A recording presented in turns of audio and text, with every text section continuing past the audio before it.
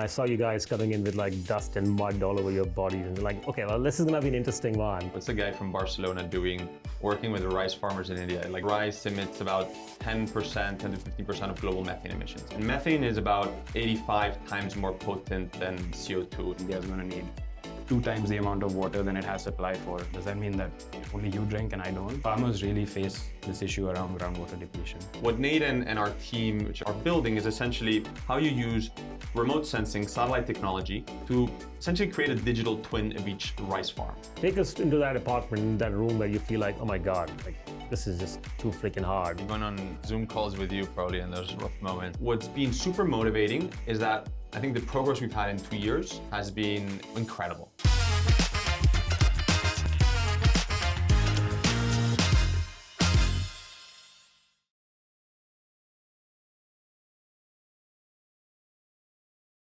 Welcome to Lunchbreak with Lightspeed, where we dive into topics with founders, operators, and VCs globally.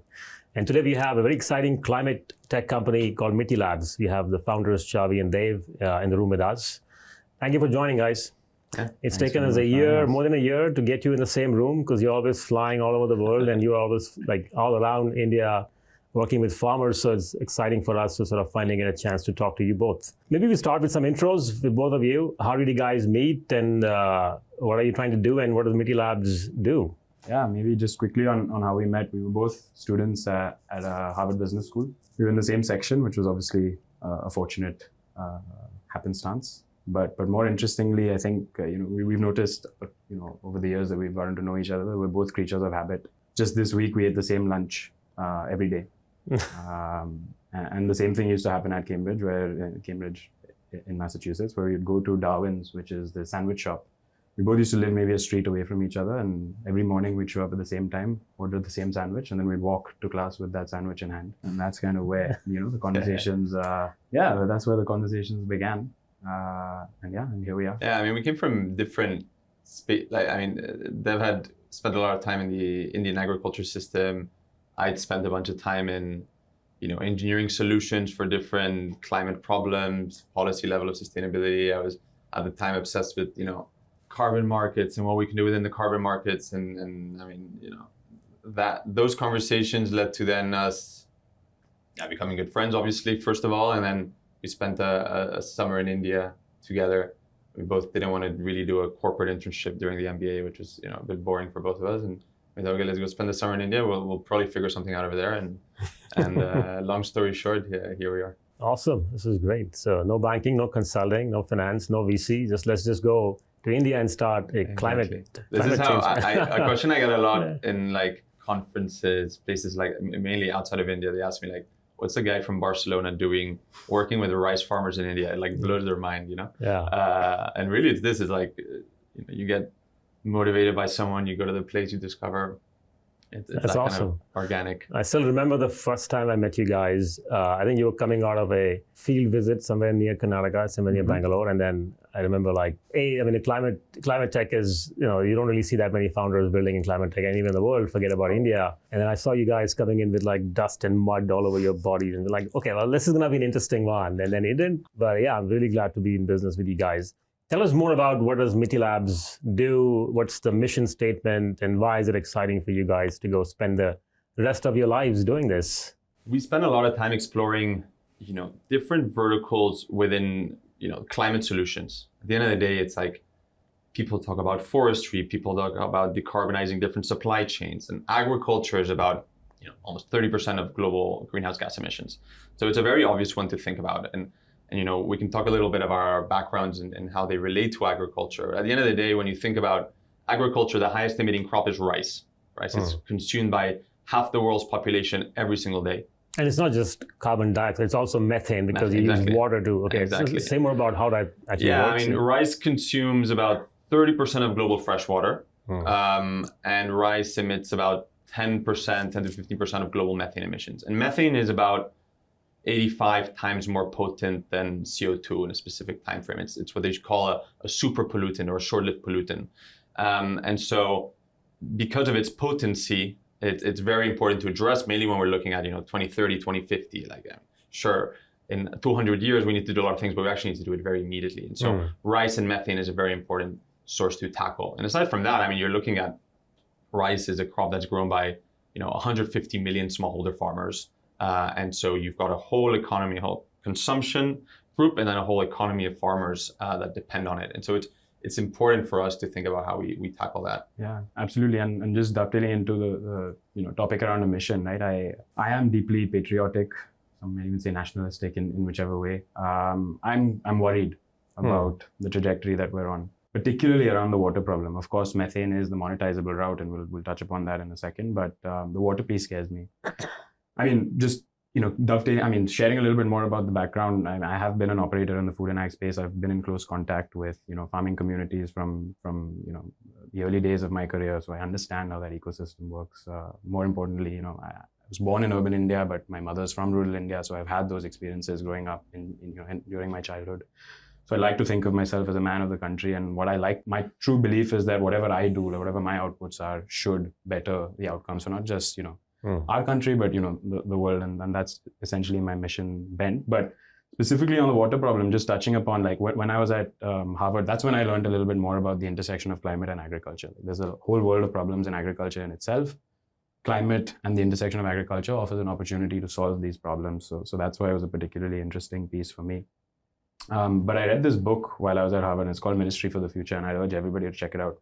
Even if you don't read the whole book, if you just read the first chapter, it paints the picture of what is already happening, to be honest. It's not that far into the future. A situation in northern India where we have droughts, heat waves, and there's a topic called the wet bulb index, which is essentially for every percentage of relative humidity you go up, the impact of that temperature is much more exponential than just that. So every 1% increase in relative humidity is more than 1 degree Celsius of impact on how you perceive this heat. So in this book, they describe a situation where millions, if not tens of millions, die as a result of not being able to access water. Conditions where you feel like you're literally living in a hot oven. And that actually really made me think. And then you look at the statistics around, okay, India is going to need 2 times the amount of water than it has supply for. And we're already in that situation with groundwater tables in decline.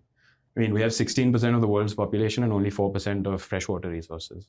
And our population is continuously growing, but nothing's being done to increase pooling of this freshwater resource, right? So that scares me. If we're going to need 2 times the amount of water than we have supply for, what does that mean? Does that mean that only you drink and I don't? Or are we only ever half quenched? So that's, a very important piece for me. Most of the world doesn't understand this. And so that's kind of why I think, within carbon markets where we work, a lot of these markets, it's Japan, Singapore, Europe, US.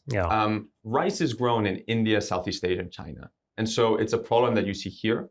And so for us, we've really taken this kind of global look at, okay, well, how can we figure out a global solution to this problem? And excited to talk a lot more about what we're doing there. What's happening now that you feel like, it's the right time? Urgency has always been there, the right time to build a big company, technologically supported, capital supported. Yeah, I mean, look, let's first talk about sort of what can be done with rice. We've understood why rice is such a big issue. Now, what can you do about it?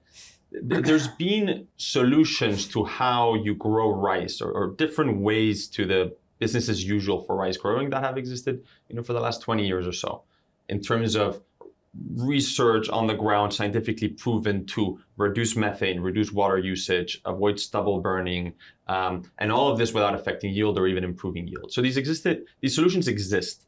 The challenge with is implementing this across 150 million hectares, right? Challenge of making it a venture backable business, the incentive for people to go out and tackle this challenge, because it's a very hard challenge. And so for us, it starts with, okay, what a farmer can do is out there. It happens by NGO programs, by others, and maybe Dev, you can dive into a little bit of what those solutions are. But before that, I'll talk a little bit about there's groups of people that have done this in the 100 farmers, 1,000 farmers scale. The challenge is always, how do you scale this from 1,000 farmers to 10 million farmers? And there you go into the practice implementation, you go into how you actually monitor and prove that these practices are taking place. And then how do you incentivize farmers to day in, day out follow these practices rather than the practices that their parents followed, that behavioral change. And then how do you finance this whole solution, right? Who's paying for this, and how do you build an economic model around this problem? And so that's really what we're focusing on. Maybe you want to talk a little bit about kind of the practices. We can talk about the technology. For sure. I mean, I think one of the mechanisms that has been created to solve this problem is the carbon markets, right? The carbon markets are built off methodologies that scientific researchers from around the world have aligned on that says, okay, fine, rice was grown this way. This is the base case. If you change ABC factor, we can prove that there is a reduction in the methane emission or the nitrogen emission or the carbon, in the soil. So these methodologies exist, and against these methodologies, there are a set of practices that need to be implemented on ground. So that's the enabling mechanism. But it's hard to go implement it because rice has been grown for thousands of years a certain way. I guess that's the problem. That's the challenge, right? So how do you overcome that? Yeah, absolutely. So here's the thing, right? Like, you have an incentive to make a change when you face a real problem, right? Even in health, right? Everybody knows you should be running every morning, but until you have the first heart issue or you have the first, whatever it might be, that's when you get kickstarted into doing it. So today, going back to the water piece, farmers really face this issue around groundwater depletion. Many farmers are not able to take their second crop. So they take their crop while it's the monsoon and they have water, etc. Which means if they can't take their second season, they're leaving their one key asset fallow and unproductive for an entire chunk of the year. And this has been happening for a long time, but is it accelerating? It's accelerating now. I mean, these problems didn't exist 10 years ago. 10 years ago didn't exist. I mean, well, it was not as perceived of an impact. Kind of things that we hear about in these villages are like, you speak to a farmer and they tell you, well, we had 5 bore wells in the village 10 years ago, we have 50 today. And you're like, okay, so this is really accelerating and accelerating quickly, right? Got it. Farmers get free electricity so they can keep pumping water. But at a certain point, if the river is dry, you're not pumping water for whatever electricity you have, right? Yeah, absolutely. So it starts with that, right? You need to have a real need or a real problem that you want to feel like you need to solve for yourself or for the community that surrounds you. And then you need the right agents of support, right? You need people that come and tell you, trusted people that can, guide you through the process and make sure that you're not left with a worse outcome than when you started. And that's the proof point behind this practice change that we've done, like this alternate wetting and drying, which is essentially the way that we arrest these conditions of anaerobic digestion, which causes, exponential methane release. So let's talk a bit about that, because this is interesting, right? Because again, from a layman's view, we all know how rice is grown. I've seen the paddy fields, and you kind of flood them, and then you go the rice straws in. I don't know what the right technical term for it, but you essentially plant rice in there and it grows seedlings into that. And it's going to remain full for the entirety of the growth period of rice because it grows with water. But what you're saying is alternate wet and dry is essentially, technically speaking, you remove the water for a day or a week and you fill it back up again and you remove it, right? Say more about how do you go educate them that this actually is not going to kill the rice when it's sitting dry, and then how do you go monitor and measure, and where does technology play a role in? Because it used to be very hard to go, build adherence to it. How do you go do all that? Because that's the scale part, right? For this thing to happen, the scaling part has to be tech-led. So what is that technology you guys have built? Yeah, for sure. Maybe quickly on the practice change and how the methane manifests. So yes, I mean, the reason that farmers flood their fields is to manage weeds, because the shoots of the rice come out over the water and they receive oxygen. The weeds stay under the water and they get killed, suffocated and die. And that's what, typically would be the reason that farmers flood their fields. There's no need to do that. There is a time period where it does help to have, this pooled water in the field. But as you know, with any sort of anaerobic digestion, it's a little bit of a doubling time equation, right? So it's the reverse of a half-life decay. So the longer you have this stagnant water on the field, the more rapid the rate of generation of this anaerobic digestion, and therefore the methane emissions happen. So our objective is not to, do it dry always, right? We'll never get there. So we allow the farmer to flood their fields in the beginning, just after transplanting, when it matters for weed control. And then once their panicles develop, and if they want to flood their fields at the end of the season again, we allow for that. But there's a window of around 45 to 60 days where it's no impact on yield for the farmer to leave their fields dry. And this is where we arrest that sort of hyper growth of the methane emissions, right? So that's how we sort of curb these emissions down. And just on the last piece, like we've obviously this, as we mentioned before, the practice change has been around for a while. It's been in pilots, demos, etc. We've actually proven that the crop yield is improved as a result of this alternate wetting and drying. Because if you understand a little bit of agronomy, giving stress to any crop at the right time actually fosters much hardier fruiting or vegetative growth, right? What that means is that farmers are able to have a much hardier grain quality at the end of their season, which is valuable to mills, etc., etc. So yeah, I mean, that's how, by proving now at scale, we've reached a very large scale. Just in itself, like farmers can now see from their neighboring farmers that, okay, wow, it didn't impact the yield, but we did save water.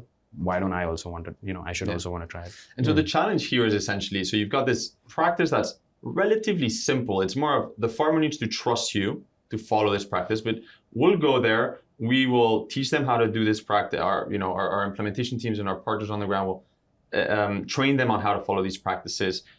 They'll even get a financial incentive, which we can later talk about, because that's really where the carbon markets come into the picture.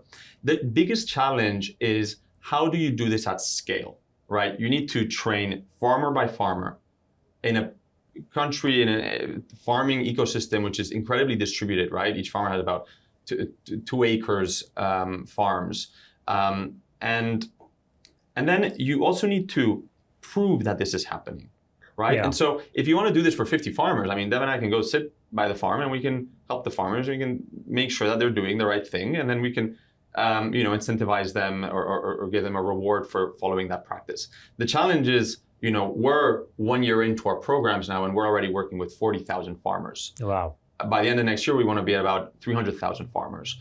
And the goal is to reach in the millions, right? And so how do you monitor and measure that? And that's really where the whole technology component comes in. We really should mention a key part to our team, which is our third co-founder, which is Nate. And Nate, we met at the very beginning when Dev and I were actually here that summer. And he's really one of the top 3 scientists in the world for everything that is remote sensing and greenhouse gas modeling within agriculture. And he was the chief science officer at some of the leading companies in the world before joining us in this mission. And what Nate and our team, which are NASA scientists and IIT postdocs, are building is essentially how you use remote sensing satellite technology to essentially create a digital twin of each rice farm. So we monitor for a field as small as 1 acre in size, the soil moisture on the field, the water level on the field, the crop growth, what seeding practices were followed, whether the farmer burnt the rice stubble at the end of the season or not. All of these things are indicators of what did the farm do continuously throughout the season. And if you can monitor that, then you no longer need to go visit the farm. You still need to go support the farmer, and there's another set of technology sets to support that, but you no longer need to monitor physically. And so that's a huge unlock when you want to finance or incentivize these systems, right? There's another technology set which is around measurement, which is also very exciting, which is around how at scale you use these process models or greenhouse gas models to estimate, given what a farmer did, given weather conditions, soil conditions, many different environmental factors and practices, what the impact has been on yield, water, greenhouse gas emissions. And so this is kind of the technology set that says, okay, well, we can onboard farmers, we can train farmers, we want to pay them incentives. How do we do this at scale? This technology set is really what allows us to do that. And that's really what's allowed us to get to this scale so quickly. Yeah. And if I can add a little bit more about the technology and its application, we use synthetic aperture radar information essentially to track. Firstly, I'll actually speak about why remote sensing is important for smallholder farming context. The fact that we can sort of monitor what's happening on a 1 acre field is important in itself. Well, what's the alternative, right? We cannot have an IoT device in every single field. It's just not cost effective. We will never have that sort of, sense of hardware in every field like you have in the US or in Brazil, because you can have one sensor for 1,000 acres, 10,000 acres, etc. We can't do that over here. The second thing is, okay, will you rely on field extension? Field extension is great for delivering practice change, communicating behavior change, supporting on practices. They're not the best at sort of recording information, reporting, monitoring, etc. Right? And you lose accuracy as you start, dealing with 100,000, 2,000, 5,000 agents. So remote sensing really is the only solution for a problem statement like this when you have smallholder farming contexts, etc. And that's what allows us to elevate the transparency, the trust, the quality of the work that we do on ground.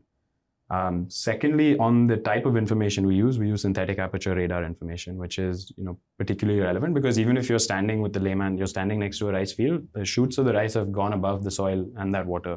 So you can't really tell whether that field is wet or dry. you need radar that penetrates objects. So it penetrates through cloud cover, and it also penetrates through the canopy of the rice and reflects differently against wet surfaces and dry surfaces. Interesting. And those signals Yeah. are actually what tell us, what's going on ground, especially around the water management and soil moisture perspective. It's really interesting. So almost like something that needed multiple visits to onboard, then almost like ensure adherence and no pilferage or, I don't know, like bad practices. You almost sort of, maybe the onboarding still requires some, but then there is digital adoption in the farmer. I don't know what that percentage looks like. You guys would know better, but it seems like everybody seems to have a smartphone, I guess. Is that what you guys see in the field now in India?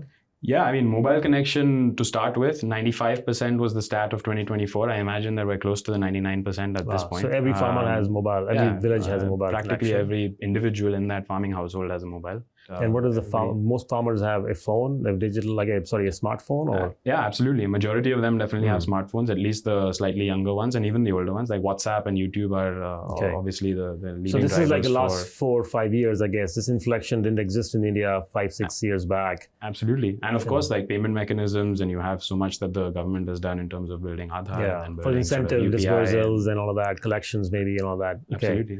Yeah, I remember there was a point where you had to, if you were to go do dispersals, you had to do these microfinance organizations would do the dispersals, and there was so much pilferage and risk, if not pilferage, of pilferage that would just creep in, and then it just damages trust, but more importantly, it also damages bottom line. And then also remember, if you do collections, if you were to sell something on credit and you do collections later on, and you got to actually physically go drive on a bus with this big pot of gold, like cash money, and then put it in a bank, which I don't know, is not always open, and these are long distances, and those things seem to have just gone away to allow you to scale for the onboarding and the management of farmers, which is a massive piece, I mean, if we didn't have UPI in India, if you didn't have the remote sensing accuracy that you have now to penetrate, multiple pixels in a 1 acre field, if you didn't have WhatsApp adoption, right now we do a lot of our work is human to human. A lot of the work already starting to be through WhatsApp communications. Very soon we'll have AI chatbots that are directly communicating with farmers, right? And so this is what allows you to do these things at scale. And they're all huge unlocks that have happened in the last few years. And we're kind of in the right place in the right time to solve a problem that has been around for many decades, right? Seems like the inflection in the business is real. The inflection in the approach to the business model seems to be a lot more digital and scalable on not just the onboarding, but also management and the full business cycle side of things. And now that you've talked about AI, I'm going to talk about AI a little bit more because I feel like so much of this stuff is, you can just build agents to do a lot of this stuff. But this is something I always, I'm keen to hear from founders. We have founders that are building satellites and rockets, and we have founders that are building, drones, and we have founders like you building in climate tech that use some of these things to perhaps use drones to do fertilizing or satellites to do data collection and batteries and so on and so forth. And they all seem to be rather unconcerned about what's happening in the world of AI and how companies are getting financed in the billions of dollars at hundreds of billions in valuation. They don't seem to care, which is awesome. This kind of problem set requires full lifetime commitment and a die on a hill kind of a founder, which is what we were looking for when we were investing in this category. What do you guys think about what's happening out there, and how does it give you doubt sometime? And if you're like, oh my God, like look at that guy who's just on $0 revenue, raised $100 million round. I wish I could do that and solve this very important problem. I'll let Xavi answer on how we're leveraging AI, but just on the sentiment that some of the founders feel about not caring about it, I'm on that sort of trajectory as well. We do, of course, leverage it. It makes our life easier, but at the end of the day, clean air, clean water, and food will always remain very important topics for the entire world. So I'll just that's where I agree with the sentiment, and then we'll obviously share that. Yeah, I mean, look, like it's a personality trait, right? Like there's hot topics every day. I personally think AI is not just a hot topic. Certain companies building certain things right now, these crazy valuations. And look, it'd be nice to raise tons of money, not have to worry too much about that, but honestly, I don't know what we do with it. So the reality is, I think Dev and I are very passionate about how you use technology to solve a problem in the physical world with humans. right? The human-to-human behavior change. I think we're both super passionate about that. The natural world, and then actually building a large business that can affect not just the VC that's backing us and our team and community, but also have a strong effect on an impact on the environment and the farmers that we support. Where we use AI is actually not what's spoken about in the AI world right now, but we use a lot of AI internally. It's just not maybe in 2 years, my younger brother is doing his PhD at MIT on AI for remote sensing. I mean, that's all we use, right? Will he be a potential hire? And he used to be a CTO before Nate joined us, just by the way, on pitch decks before Nate was on our team. He was a CTO? Jody was our... So the point is, we are building AI systems, machine learning models in what's probably one of the most data scarce environments there is. I mean, if you try and go find data sets for agriculture in India, good luck, right? And so when we talk about remote sensing models to create digital twins of farms, essentially, what are you doing? You have to collect all of that data yourself. So when Dev, Nate, and I came here first season, okay, we need to build these models. What do? You need to send field agents out on farms. We need to create partnerships with companies, NGOs, folks that will let us use their farms as test sites. And we need to put sensors in the ground to measure soil moisture, water level, all different types of indicators. We had teams of agents going out into the fields and taking what's called roadside surveys, pictures of farms, dry farm, wet farm, rice farm, wheat farm, all of this stuff to start a baseline of data. Like a ground truth of the Indian A ground truth of that ecosystem. Now, how does that model work? First season, it didn't work that well. Right now, our models are at 90+% accuracy in terms of detecting all these things. And guess what? From that 40,000 farmers, you now get incredible amount of data every year. And so what we're quietly building by running these programs is an incredible database that our models are trained on. That right now are measuring soil moisture, water levels, greenhouse gas emissions, and over time can do a lot of other things. And so I think, LLMs are super interesting. There's a lot of AI applications that are coming out right now. Over time, the fusion of AI in nature, AI in the physical world, I think is going to be super impactful. And I think we're building a real edge there. So it's very exciting stuff. Absolutely. And maybe just to add, in terms of even the way our models are built to be scalable, there is a use of very deep machine learning in this, right? And the process is called the nested grid approach. Pretty much like paint by numbers. When we were children, we used to do like, okay, you paint 1 in black, 2 in red, 3 in green, 4 in yellow, and then suddenly you've painted the Mona Lisa, right? If you followed the instructions well enough. That's essentially what we do with our understanding of what's happening on the ground. So if we want to calibrate our model for a domain of, say, 30 by 30 square kilometers, 90,000 hectares, we don't need to have sensors in all these 90,000 hectares. We will pick a strategic sort of location. We will pick a set of strata that match to a certain type of practice change or a certain type of soil type, et cetera, et cetera.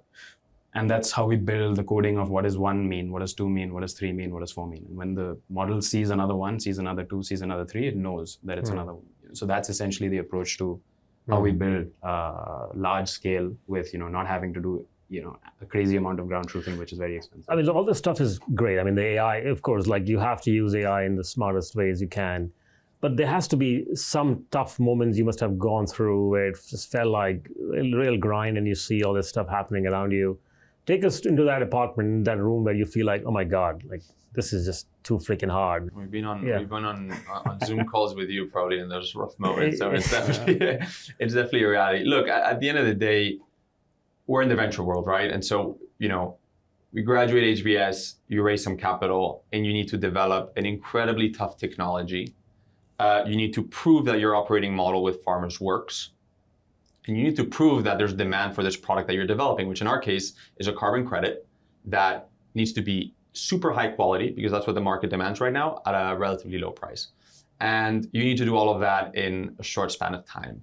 And so, for us, what's been super motivating is that I think the progress we've had in 2 years has been incredible. I mean, if we were one of these AI SaaS companies that I know you love to back, the valuation... Also love to back. Also love to back. The valuations would be pretty incredible. What happens in that journey is that day to day, you don't realize that this huge progress is happening. And I'm sure this happens to many different founders, that you see progress and you look 12 months back, but you don't see progress day to day. And when you are in a market that is not as hot as the LLM market right now, you struggle to know if, in 4 months when you need to fundraise, that's going to happen. If you're going to be able to attract the right talent, if that scale that you're looking for. And so, we've had moments where you think about, you doubt the business model, you doubt different things. And I think honestly, there having a co-founder that you can really trust, having investors that can really back you and support you, a team that's like, honestly, I mean, we're the founders, so we care a lot, but like, it's insane to see how the team truly cares about this work and truly is like not fazed about any of this like hype or what else I could be doing or whether it's working or not. That's really what fuels us. And then you wake up the next morning, you're like, okay, let's go. So there are definitely tough moments, but then you look back and you're like, wow. And now, we can talk more about kind of where we are now in the journey, and maybe it's a good segue to get there. But we've definitely had rough moments, and now probably over the last 3 months, we've really seen that inflection moment happen that you kind of always wait for, where our farmer programs have scaled from 8,000 farmers last year in pilot projects to 40,000 farmers now, which is real scale, super small churn. We now have a product to sell. We can talk about the carbon credit market, but for us, we go through this whole process with the farmers, monitoring and measuring, working with standards to eventually issue a credit that proves that that farmer did a work, reduced methane emissions, and you now have this credit to sell to corporates. And guess what? This year, we had over 10x demand for the credits that we could generate. That's an incredible signal to say, hey, scale those farmer programs because the demand is out there. And so we're really looking at not just a very impactful project now, but real revenue and real revenue growth and super fast projection. So, now is probably one of those moments where we're feeling very confident, and that uphill battle has been worth it. I'm sure there's going to be a lot more moments like that, but it's pretty exciting. Yeah, I mean, we're super excited about you guys. Internally, there's a lot of like conversations about just how gritty and resourceful you guys have been, and I understand. I mean, this market was really hard 2 years ago, and 1 year ago, thanks to a certain person in the US, this market has gotten relatively colder in the US. Now it's picking up back again in the Asia, right? I mean, Japan is picking up on the regulated credit side, and yeah, exactly. It's so interesting, right? I mean, depends on who you speak to. This market's hot or not. 2025 has been the largest year in the carbon markets. Yeah, wow. And so, yeah, I mean, political landscape has changed. Certain articles on The Guardian or somewhere else will come out, and people that are not in the market, that don't live it day to day, that don't speak to the chief sustainability officers, might think, okay, well, this market's not really there anymore. Actually, no, you look at the numbers and you're like, wow, 2025 is the biggest year, and guess what? Like, it's growing. And so, sustainability teams can't change their strategies day to day. I mean, huge organizations stick to their strategies. They might communicate them differently. They might do things differently. What really has changed in the market, into the carbon markets, is kind of a flight to quality. So before, there were a lot of projects. And I think what's happened in the market, which is good over the last few years, is people realize that a lot of these projects weren't very high quality. And this happens in all markets, right? Not all actors are good. People also need to learn how to do things better. And we kind of came into the market at an interesting time where this transition was happening. And, we were lucky enough to surround ourselves with a science team, with an operations team that is super, super high quality. And, there's rating agencies in the market that rated our projects. That's the highest rating possible. And now we've kind of positioned ourselves at the top of this market where the demand is much higher than supply. And so there is a part of the market that's growing incredibly fast for these high quality credits. And then overall, the market as a whole is still growing.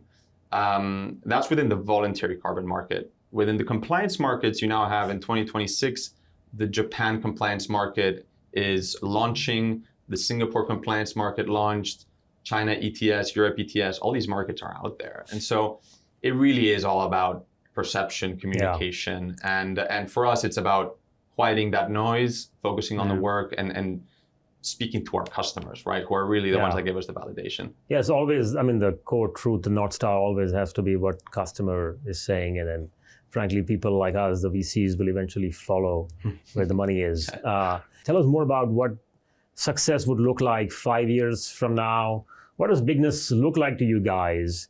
And let's just say maybe 10 years from now, pre-IPO or IPO, what would that, like, you say, you know what, we did good, guys? What would that look like? Well, again, I'm going to stick to my little impact piece over here, right? I think this year already, we've saved north of 40 billion liters of water. In addition to obviously the carbon credits that we're selling. This has got to be in some generating case study revenue from somewhere, it, right? guys. Like, Yeah. And if you look at an annual person's consumption, 3 liters a day, 1,000 liters of water is what's required by an individual. So that 40 billion has helped, wow, 2.5% of India's population. So that's less currently. wasted water in rice farms that Exactly. because of the practices that you guys have helped enable and reducing deploy. the depletion of groundwater, fresh water, etc. Nice. And at the scale that we're targeting, soon enough, 2027 will be hopefully, providing access to water for 25, not access to water per se, but the availability of water for 25% more, 25% of India's population, right? Wow. So that is success to me, Wow. as from what I said, from what I set out to do this. And the VCs and the finance and the carbon markets all become a mechanism for me. If I have more water shortage, if I have more water shortage in my apartment, I'm going to blame you guys. Exactly. Yeah, I mean, Bangalore will soon hopefully not have these water stress conditions. Harmony water is still not as abundant as I would like it to be in our apartment complexes. But that's awesome. 25% of India could be supported by the water you guys help save. Soon enough, and even more as we continue to grow and scale, right? So it's to me, if I put more of my, the hat that I know Hemant wants to hear from the VC side and pre-IPO days, I think what's super exciting is obviously all of the impact that we're going to have on the environmental piece and the farmer piece. I think, when I look at the business that we're developing right now, there's 2 really strong assets that we're creating that I think have a lot of potential past just the carbon credit revenue streams that we do right now. We have a technology platform that uses AI remote sensing to extract data from this very data scarce environment.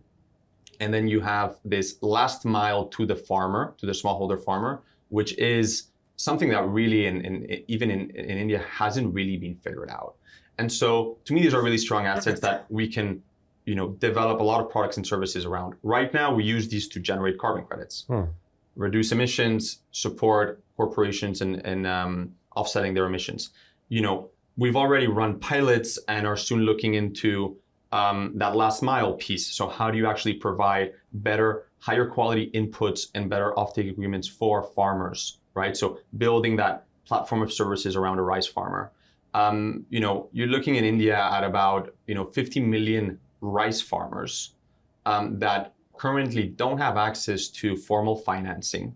A lot of them don't have access to insurance. Guess what? Financing organization insurance want. They want data from that farmer. They want predictive data. And so to us, I think success would look like having scaled to millions of farmers and that impact really scales. And then that the products and services that we're able to offer around that farmer scale from just the emissions piece to, having the most efficient farm in terms of productivity and environment. So really managing that 2-side across these products and services. So I think that's what's super exciting down the line. Nice. So once you have enough of a quantum of farmers that you're managing and build relationship with, it's not just about changing behavior and then creating credits, carbon credits to then sell. It's almost like you can do a life cycle support to the farmers. absolutely. That's amazing. And when you talk about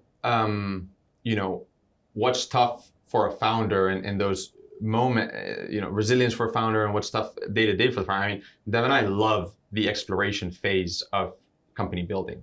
We're now not so much in the exploration phase. We've found product market fit with this, and we are in the scale up phase. And we kind of need to keep ourselves focused on that because we are very excited about all these other products that we want to develop. And it is hard to say, hey, let me wait 2 years because this requires 100% of our attention. The demand is incredible. We need to focus on this. And then everything else will come, but we are very excited about all those other opportunities. Our strategy is obviously to leverage the carbon markets because it exists right now and it's the easiest way. We're not taking anything from the farmer. In this case, we're only providing to the farmer. And that's the best way of building trust, right? We give them the support, we give them the materials that they need to do this practice change, and then we incentivize them or reward them rather once they've concluded that.